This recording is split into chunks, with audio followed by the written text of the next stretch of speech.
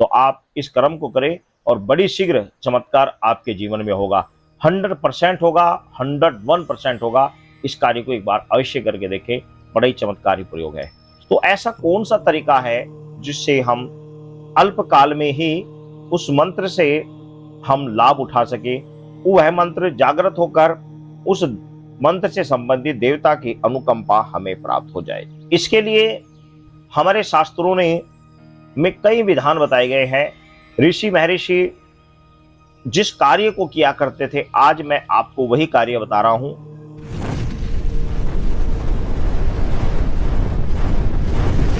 ओम नमः शिवाय। सभी भक्तों को जय श्री राम। यदि आप भी चाहते हैं कि बहुत ही कम समय में आपके मंत्र जागृत हो जाएं, आपके मंत्र सिद्ध हो जाएं और मंत्रों के सिद्ध होने से आपको दिव्य शक्तियां या मंत्रों के जागृत होने से बहुत सारे चमत्कार आपके जीवन में घटने लगे। सर्वप्रथम तो मैं आपको बता दूं कि मंत्र जब जागृत होता है तो उसके कुछ लक्षण साधक को दिखने लग जाते हैं। वो कौन कौन से हैं, आइए जानते हैं। जब मंत्र सिद्ध होता है तो मंत्र से संबंधित देवता, यानी कि मान लिया आप मंत्र भगवान शिव का मंत्र जप रहे हैं, ओम नमः शिवाय, तो मंत्र से संबंधित देवता भगवान शिव के मंदिरों के दर्शन आपको होंगे। स्वप्न के माध्यम से आप भगवान शिव के मंदिर में जाकर शिवलिंग पर जल चढ़ाते दिखाई देंगे, या फिर आप भगवान शिव आपको आशीर्वाद देते हुए दिखाई देंगे। भगवान शिव से संबंधित दृश्य आपको स्वप्न में दिखने प्रारंभ हो जाएंगे और आप जब भी किसी भी कार्य में हाथ डालेंगे तो वह कार्य आपका सफल होने लग जाता है। आपकी समस्याओं का समाधान अपने आप होने लग जाता है। आप एक शांत स्वभाव के व्यक्ति बन जाते हैं। आपका क्रोध बिल्कुल शांत होने लगता है और आपके अंदर बहुत ज्यादा धैर्य और आत्मविश्वास और ध्यान लगाने के मन बहुत ज्यादा करने लग जाता है। इसी प्रकार यदि आप माता महाकाली के मंत्रों का जाप करते हैं तो माता महाकाली की अनुकंपा आपको प्राप्त होती है। माता महाकाली की दिव्य शक्तियां और माता महाकाली के जो रूप है, उस रूप के अनुसार जो उनके गुण हैं, वे गुण साधक में अपने आप आने प्रारंभ हो जाते हैं। अब सवाल आता है कि हम जिस भी देवी देवता के मंत्र को जाप कर रहे हैं, वह जाप हम लंबे समय तक भी करते हैं, लेकिन फिर भी वह मंत्र जागृत नहीं होता या उसका चमत्कार नहीं दिखाई देता। तो ऐसा कौन सा तरीका है जिससे हम अल्पकाल में ही उस मंत्र से हम लाभ उठा सके, वह मंत्र जागृत होकर उस मंत्र से संबंधित देवता की अनुकंपा हमें प्राप्त हो जाए। इसके लिए हमारे शास्त्रों में कई विधान बताए गए हैं। हमारे ऋषि महर्षि जिस कार्य को किया करते थे, आज मैं आपको वही कार्य बता रहा हूं। आप सिर्फ वह कार्य कर लीजिए जो हमारे ऋषि महर्षि और हमारे शास्त्रों में बताया गया है। यदि आप इस कार्य को करते हैं तो बड़ी शीघ्र ही आपका मंत्र प्रभाव दिखाता है, बड़ी शीघ्र ही उसका चमत्कार देखने को मिलता है। वह कार्य है, आपको पता ही है कि हमारे ऋषि महर्षि एक लंबे समय तक हवन किया करते थे। प्रतिदिन हवन किया करते थे या फिर हफ्ते में हवन किया करते थे।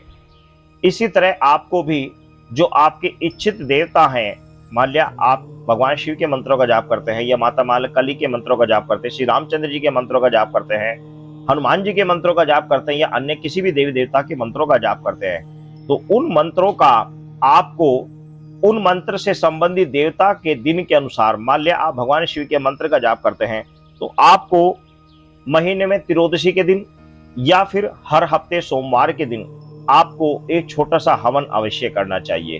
हवन आप गाय का उपला जलाकर उसके ऊपर भी कर सकते हैं या फिर आम की समीदा जलाकर उसके ऊपर भी 108 आहुति आप सामग्री की दे सकते हैं, जिसमें कुछ चीजें मिलानी अति आवश्यक होती है, जैसे कि लौंग, इलायची और पंचमेवा। ये सभी तरह के हवन में मिलाना अति आवश्यक है। लौंग, इलायची और पंचमेवा आपको सामग्री में मिलाकर देसी घी उसमें डालकर आपको हवन करना चाहिए। प्रति सोमवार करें या फिर हर त्रियोदशी को करें। इस प्रकार आप नियम बनाकर कम से कम 11 हवन इस प्रकार आप कर लीजिए। आपके मंत्र से संबंधित जो देवता हैं या फिर आप माता महाकाली के मंत्रों का जाप करते हैं तो माता महाकाली का जो दिन होता है शनिवार का होता है, शनिवार के दिन, या फिर आप 14 के दिन।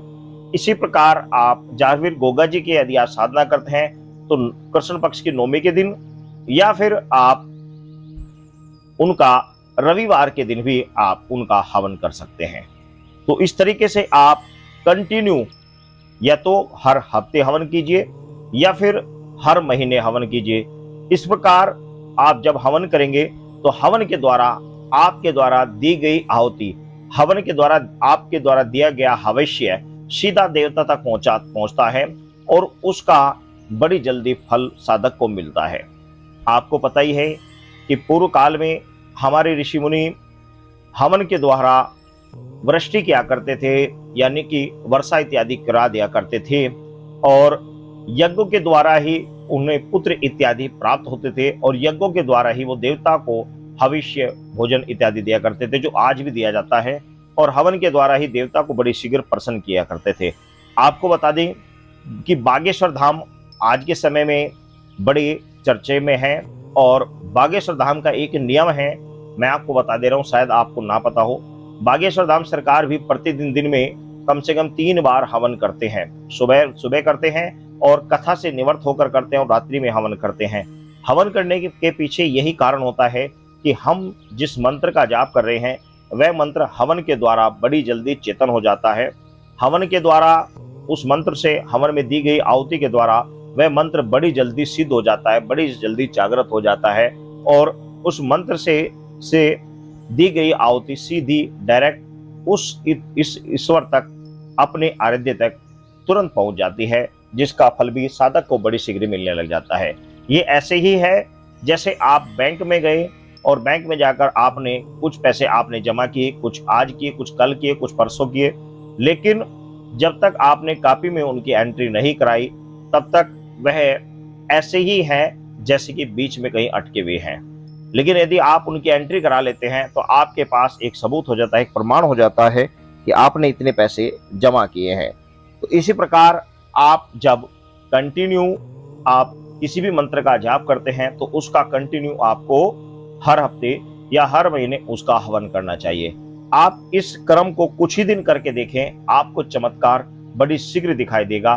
मैं गारंटी के साथ कह सकता हूं, यदि आपने 11 हफ्ते या 11 महीने इस प्रकार आपने अपने इच्छित मंत्र से संबंधित देवता के दिन के अनुसार आपने हवन कर लिया, तो मैं गारंटी से कह सकता हूं कि बड़ी शीघ्र आपका जो मंत्र है वह बड़ी शीघ्र ही चेतन होगा, बड़ी शीघ्र ही उसका चमत्कार दिखेगा, और बड़ी शीघ्र ही आपको उसका लाभ होगा।